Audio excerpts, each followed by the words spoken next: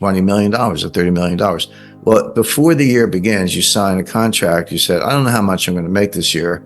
In this interview, Jim Rickards discusses the implications of President Biden's proposed tax plans, particularly targeting the wealthy. He critiques the idea of a static analysis of tax changes, arguing that wealthy individuals will find ways to avoid high taxes, such as moving to tax-friendly locations like Puerto Rico. Rickards explains how billionaires can utilize legal methods like deferred compensation plans to minimize their tax burdens. He also points out the hypocrisy of Biden's stance on taxing the rich in light of the legal issues surrounding Hunter Biden's taxes.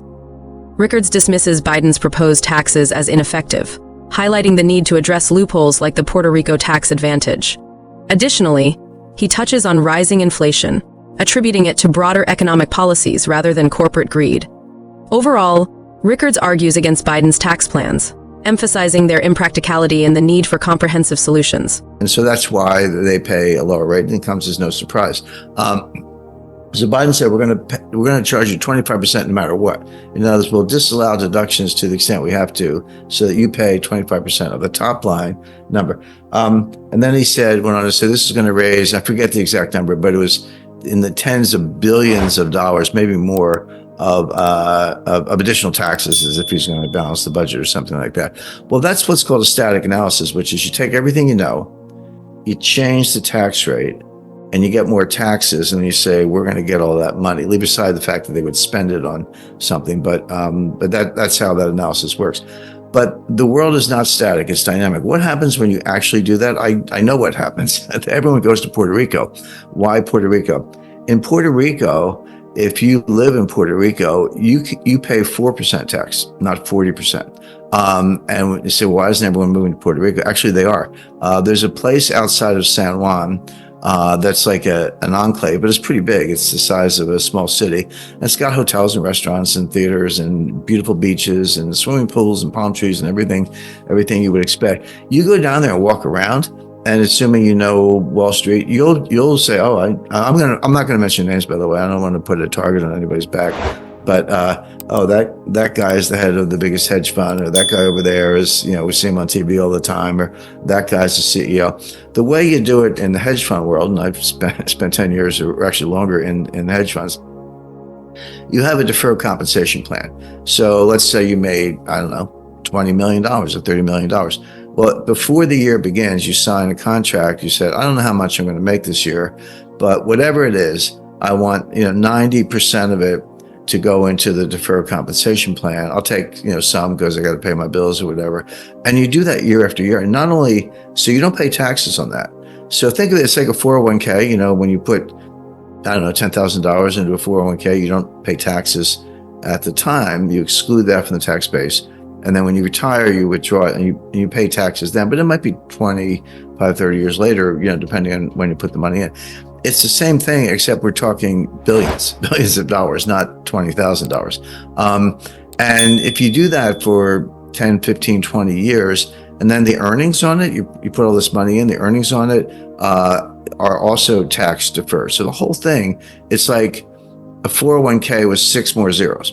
So what happens when you're 55 or 60 or whatever, and you're ready to retire, and you've got 400 million, 500 million, $1 billion in this deferred comp plan? You're like, okay, well, now you got to take it out and pay taxes. No, you move to Puerto Rico, and then you take it out, and you pay 4%, not 40%. It's a lot like the wealthy French, they all moved to Monaco.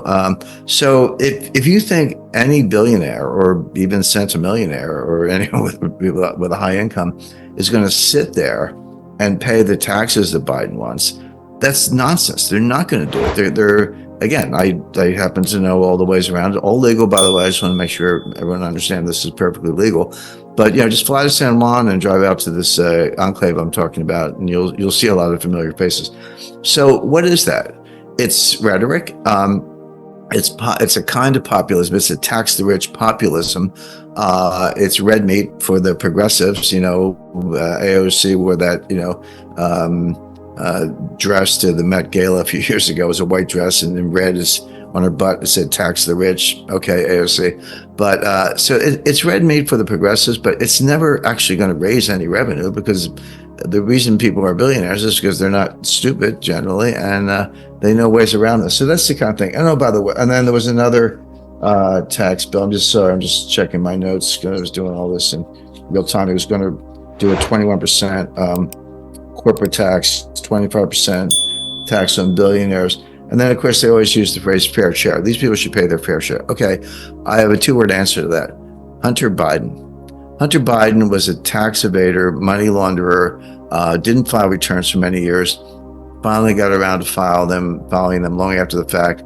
He has a sugar bro in Malibu who's a very wealthy Hollywood producer, who's paying all of Hunter Biden's tax bills.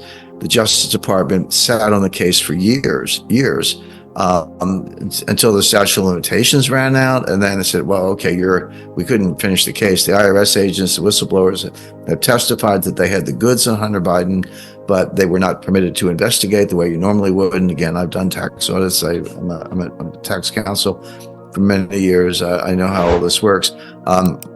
They basically let Hunter Biden skate, and then finally he got around to paying some back taxes. He didn't have the money, but his sugar bro did. But they didn't. There were no criminal charges brought. Plus, it's money laundering. The income that he wasn't paying the taxes on were the bribes from Ukraine and China. Now, all this is pending. Hunter Biden's going to testify publicly, I think, next week under oath. There are other criminal investigations pending, but I'm just trying to point out the hypocrisy of Biden huffing and puffing about tax the rich, 25% tax on billionaires, 21% tax on corporations. Meanwhile, his son is laundering the bribe money and not paying taxes on it. So this is the kind of hypocrisy, outright lying, et cetera, that you will not read in the New York Times, but that's okay. We're not the New York Times. We're trying to get to the facts. But beyond that, independent of the hypocrisy of the Hunter Biden situation, is the fact that you're never going to get this money because the people who theoretically owe it are always one step ahead. And if you want to get it, get rid of the Puerto Rico loophole, which goes back to the 1920s, by the way, but you're not going to get it any other way. And they won't change the Puerto Rico loophole because it's good for Puerto Rico, which is, a lot of Democratic voters come to New York from Puerto Rico. So that's just hypocrisy and stupidity. What else? That was the fair share. Screaming. Oh, he's talking about shrinkflation again. He's hung up on Snickers, by the way.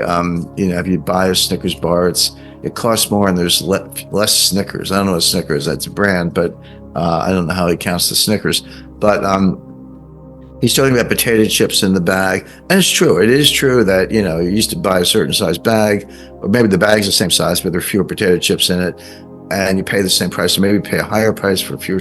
That's actually true, but you can call it shrink